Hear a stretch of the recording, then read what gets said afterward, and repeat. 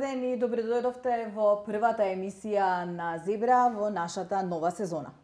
Во оваа 9-та сезона поред правиме обид да ги споиме новите интернет медиуми со традиционалните.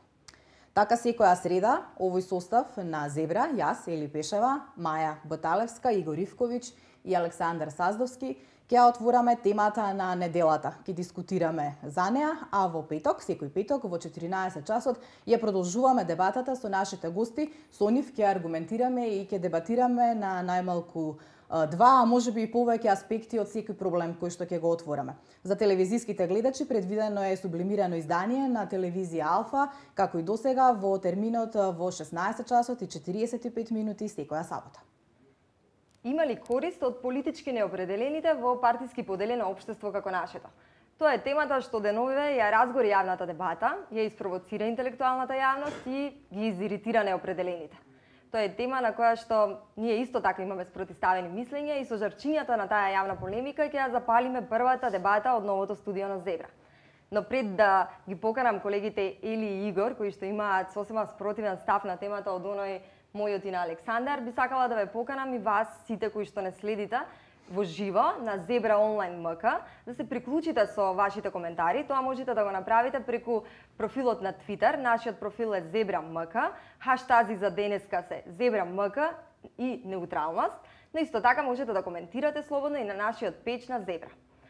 Или Игор, да слушнеме зошто мислите дека неопределените имаат право, морално право да останат такви. Значи, прво морам да кажам дека тоа не е само мој и на Игор став, инаку не би прераснало во ваква општа дебата која што е многу актуелна изминативе неколку недели и немаше толку многу луѓе да се најдат засегнати од темата. Нормално дека на секое нормално општество му се потребни политички неутралните луѓе. Знам дека можеби ќе спорите дека македонското општество можеби не е едно од најнормалните, но дури и на нас ни требаат здрав разум, отворен ум, умни луѓе кои што ќе можат да застанат зад партиските линии и да ја разбистрат практично големата слика. Токму затоа генерално ме чуди една голема агресија, етикетирање кон сите луѓе, значи и кон интелектуалците, но и кон сите други кои што јавно се декларирале дека не припаѓаат кон левата или кон десната опција, да бидат осудувани за ваквиот нивен став и нарекувани со различни имиња. Сега добро ќе ги дискутираме понатаму сите тие аспекти. Сакам да кажам дека мора, значи на прашањето дали на Македонија е потребна политичката неутралност, да, апсолутно е потребна, во спротивно политичките партии и партиските кампуси ќе не вовлечат во една комплетно замаглена слика. Значи некој мора да го сочува и да кажам условно здравиот разум. Нема да должам многу, само ќе се согласам дека најдобро оваа дебата е отсликува коментарот на нашиот колега Горан Михајловски во вест пред некоја недела, во која што кажа дека да се биде против едните или да се биде против другите не значи да се биде неутрален, тоа напротив значи да се има јасен став. За да ти реплицирам, ќе тргнам од една општа позиција дека интелектуалците се всушност совеста на едно општество. Тие се оние кои што духовно следат, се будни постојано, дали е надмината границата меѓу она што значи правно и неправно, праведно и неправедно. Вистинскиот интелектуалец знае дека малото зло води кон големо, дека кога една власт направи ограничување, тоа ќе ја даде право и легитимитет другата власт да го направи уште поголемо. Затоа тие не само што не смеат да молчат, туку мора да бараат одговорност за тоа. Кога интелектуалецот молчи, тоа значи дека тој се потценил себе си повеќе од потребното. Молкот на интелектуалецот е една носна, една исплатлива сделка денес со власта. Зошто велам власта? Зошто сметам дека е природна позицијата на интелектуалците да ја опонираат на власта? Тоа не значи дека партиски тие се поистоветуваат со опозицијата. Меѓутоа, општеството и државата се од француската револуција наваму се во антагонизам. Значи секој се обидува и општеството и државата да доминира над другиот. Државата е оној натрапник над кој што бдеат интелектуалците, дали узурпирал, дали навлегол во сферата на човековите права и слободи, таму каде што државата постојано сака да се меша. Би сакала тука исто да ги спомна етикетите. Етикетите се оние кои што всушност ги одвраќаат интелектуалците да не се постават на иста страна со опозицијата. Значи, критикувајќи ја власта, вие по дефолт сте во исто друштво со онаа анатемисана, стигматизирана опозиција како од времето на инквизицијата. Би сакала исто да кажам дека, како што рекол и Ајнштајн, еден цитат многу што ми се допаѓа, светот е денеска опасно место за живење не заради оние што прават зло, туку заради оние што молчат поради тоа. Тука исто така, уште само ова би сакала да го додадам и ќе ви дадам можност за реплика. Денешните најголеми интелектуалци на денешнината, како Ноам Чомски, тие се тоа не затоа што молчат, туку затоа што зборуваат. Тој е американски државјанин кој што нема страв да ја критикува американската држава и да биде обвинет за предавство.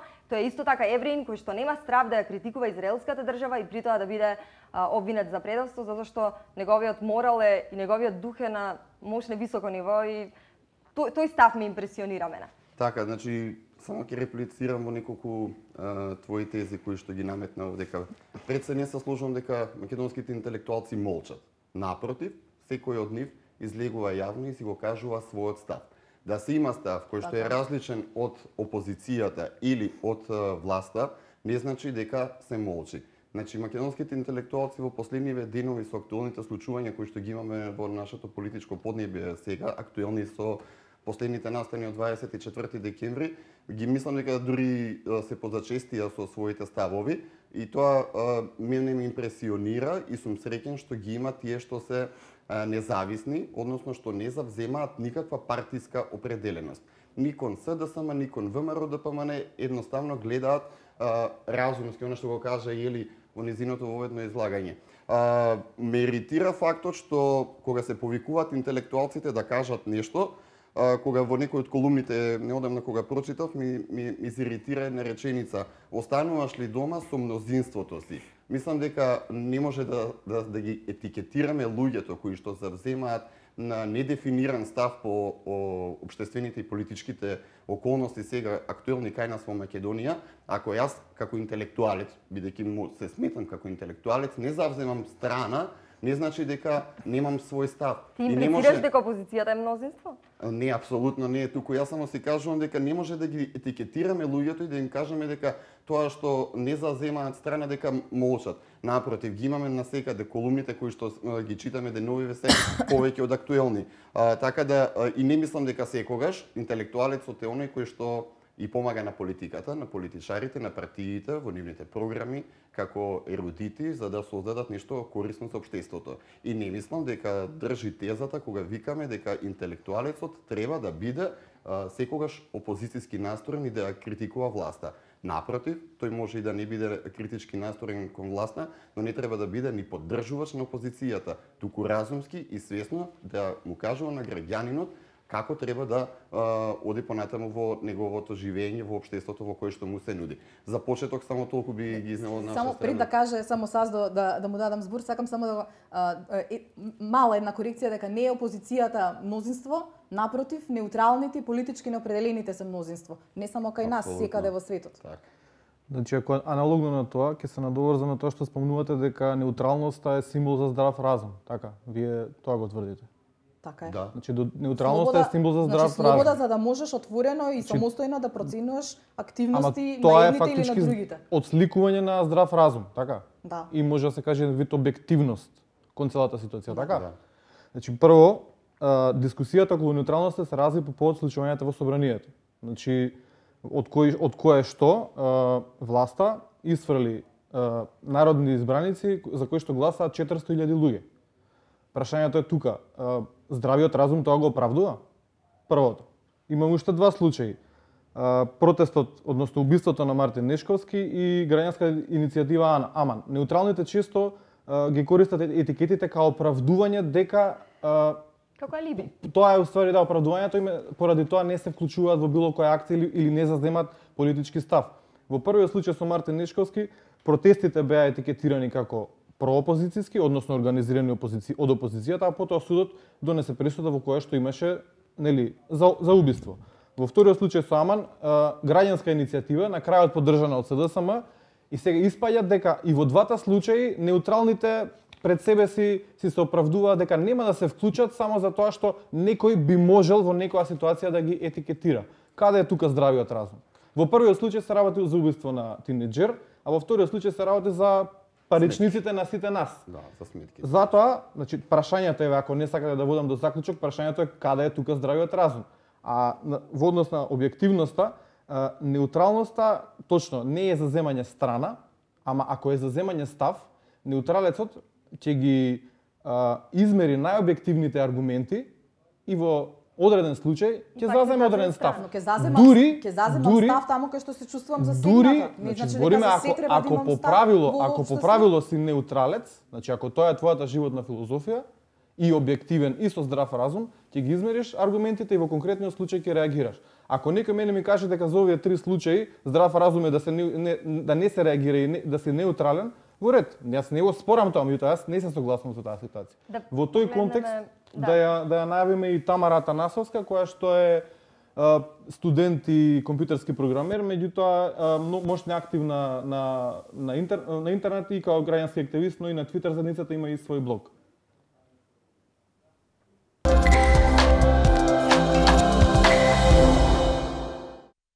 Сметам дека неутрален не смее да биде никој никогаш. За мене неутралец би значило некој кој не сака да го искаже својот политички став или не држи до никој, што не смее да се случува во едно општество или политички систем.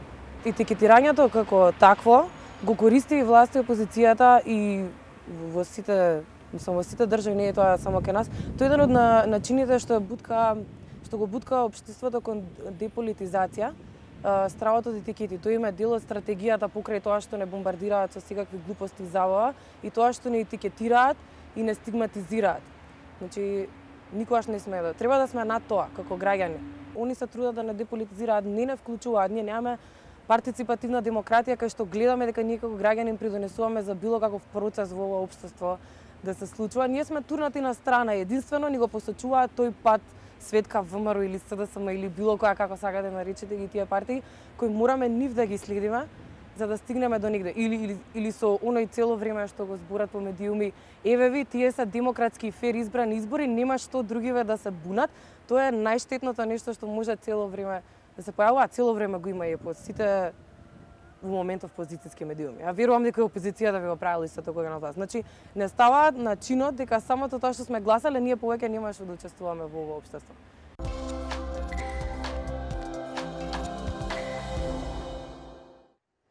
Добро, јас сега морам да реплицирам бидејќи не ни беше дадена можност претходно и на Саздо и на Тамара. Ги спомна овие неколку варијанти нели на интелектуален отпор, кој што бил стигматизиран како опозицијски на здравиот разум и на здравиот разум. Значи, јас ако не се лажам, протестите на Мартин Нешковски траја со денови, ако не и со месеци, водеа до таму докаде што водеа. И јас бев сведок дека таму имаше излезено приличен број на интелектуалци, луѓе кои што не припаѓаат лево или десно, кои што беа излезени да го искажат својот став, односно во случајот своето несогласување и својот отпор кон одредени дејства. Истото да се случи со Аман. Аман собра 10.000 подписи, но не можете на луѓето да имплементирате во секоја активност дека мора да бидат вклучени, дека за секоја и најмала активност или чекор или не знам што и да презема опозицијата или власта, независно дека тука интелектуалците мора веднаш да се дигнат, пошто тоа е нивната животна определба. Не, едноставно луѓето не сакаат политичките, односно партиските борби да бидат нивни лични борби. Ке се вклучам таму каде што јас се чувствувам дека сум засегната да се вклучам. Па не е секоја активност, не ме допира лично мене, моето семејство, мојот мир, моите најблиски, мојот живот во ова општество. На крај на криштот па сакам да имам можност и да си проценам дали денес ќе го вадам цвеќето у двор, ќе шетам со децата на Лулашки или морам некому да му дадам отчет дали имам став за неговите дејства преку викенд. Во секој случај, значи имаме и ние наш блогер на наша страна, исто така влијателен како и Тамара Атанасовска, тоа е Јован Димитров, еден од членовите на агрегаторот за блогови blogirame.mk, еве го на иста релација како нас.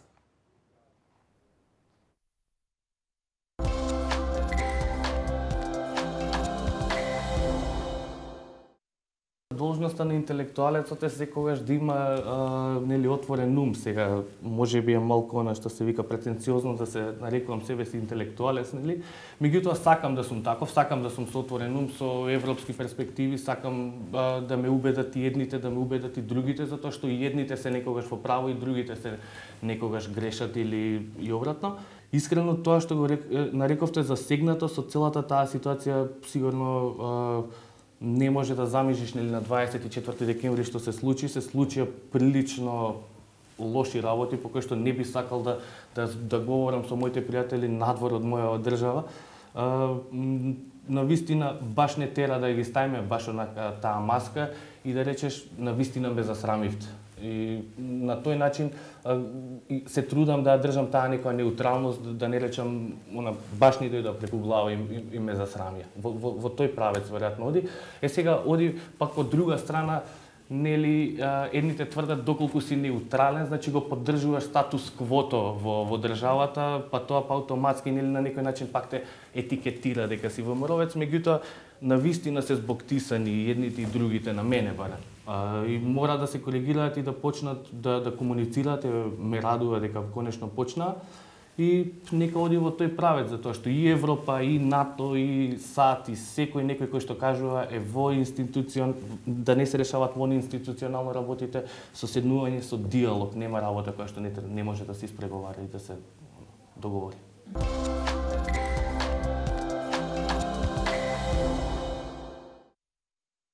Да реплицираме.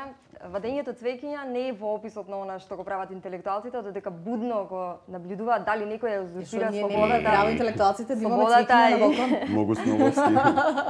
На граѓанските слободи и права. Зошто е поприродно да се биде опозиција на било која власт? И ова најпринципиелно и најодговорно го тврдам дека ќе го бранам принципот и кога оваа власт ќе биде опозиција и кога истата таа ќе сака да ја мобилизира интелектуалната јавност за да ја критикува некоја друга власт. Впрочем, опозицијата која е лоша, таа сама по себе е доволно ќе се казни со тоа што нема да ја освои власта. Но кога власта е лоша, таа со своите одлуки секојдневно влијае на квалитетот на мојот живот и животот на сите граѓани. Значи, јас можам да немам ништо со опозицијата, но не можам да немам ништо со државата и со власта.